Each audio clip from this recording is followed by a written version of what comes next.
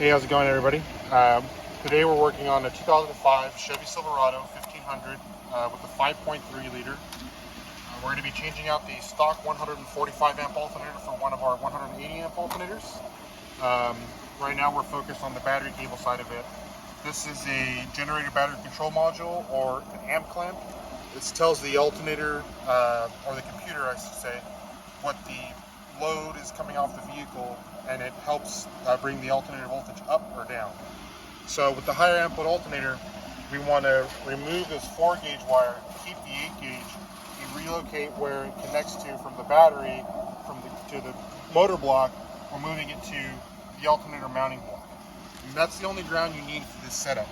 You don't need any other grounds coming off the alternator, just this one, because if you change out this ground and add a bunch more, then you create communication issues. So let's get started.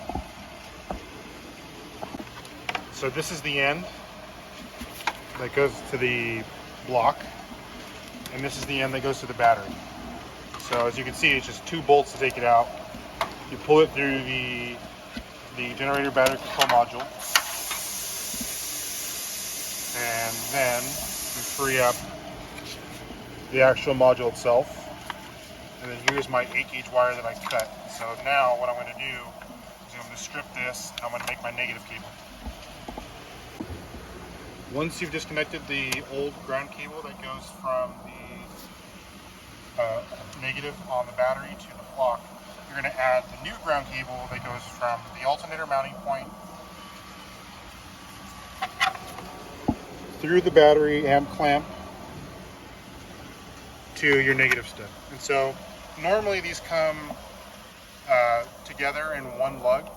I actually separated it to make it a lot easier, because we are using a 0 gauge now as opposed to the 4 gauge that was in there. So now what I'll do is I'll go ahead and connect it to the negative side here, and that'll be the ground side.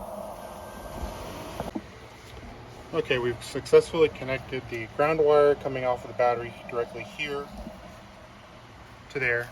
The smaller ground and the bigger ground now go through the amp clamp here.